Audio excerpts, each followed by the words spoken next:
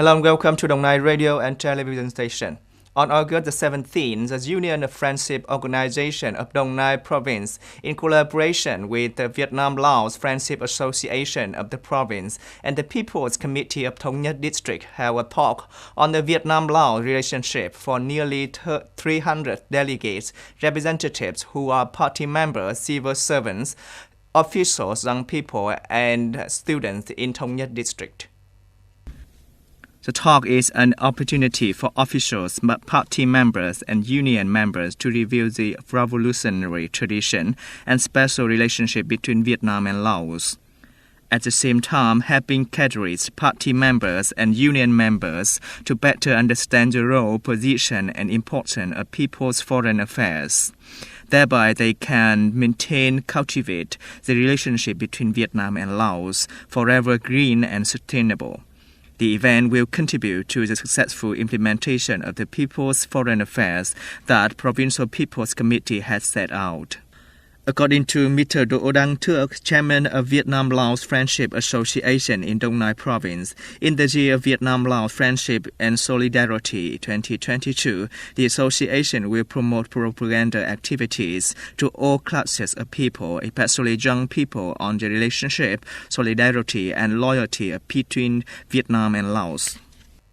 The Ministry of Health has developed a medical plan to respond to the COVID-19 pandemic situations in 2022 to 2023 with two scenarios.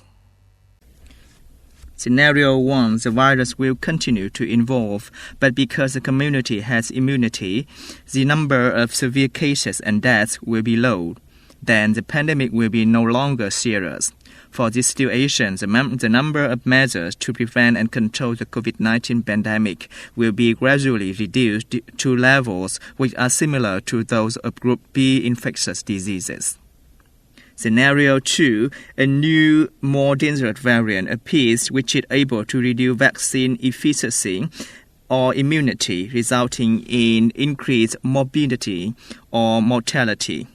For this situation, measures to prevent and control the COVID-19 pandemic will be consolidated and strictly implemented according to the requirements for Group A infectious diseases. The Định Quán District Labor's Confederation has just held a ceremony to honor the children of workers, employees, and members in the armed forces for the 23rd time in 2022. At the commendation ceremony, Định Quán District Labor Confederation honored 164 students who are children of workers, officials, laborers, and members of armed forces with excellent achievements in study and training. They are typical flowers of study well, live well, who are selected from grassroots trade unions. In particular, there are 90 children in primary school, 48 students in junior high school, 24 students in high school, and 2 university students. On this occasion, the officials of the Định Quán District Labor Confederation gave each child a gift worth 600,000 VND, including a logo and cash. These meaningful gifts will be motivation for children to strive harder in learning and training, obtain many high achievements in the coming school years. At the same time, the event will raise parents' awareness in raising their children to study well, live well, become useful citizens for the family and society. Ukrinform news agency reported on August 17, citing Energy Minister Herman Galushchenko that Ukraine had just set up a crisis center to deal with the risk of an emergency at a nuclear power plant in Zaporizhzhia, which is currently controlled by Russia.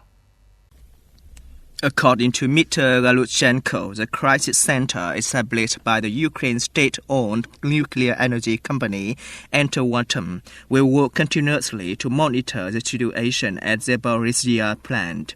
The center has participation of representatives of ministries and agencies in Ukraine. Russia and Ukraine continue to blame each other for the bombardment of Zaporizhzhia factory. On August the 11th, Ukraine called for sending an international delegation to the plant under the leadership of International Atomic Energy Agency (IAEA) to assess the risk to nuclear safety. The Secretary General of the North Atlantic Treaty Organization, NATO, Jens Stoltenberg, said on the August 17 that the IAEA should be allowed to inspect the Zaporizhzhia plant in case of emergency. Thames Water, the largest water plant in UK, had just announced measures to limit water use as the UK has been experiencing an extreme drought.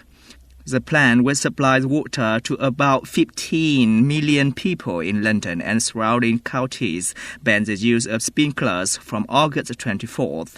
Accordingly, customers are not allowed to use a hose to wash cars, water gardens, pump water into children's pools or swimming pools, or clean windows. Last week, the UK officially declared a drought state for most of the parts in England after recording the driest July since 1935. That's all we have for today. Thanks for watching and see you next time.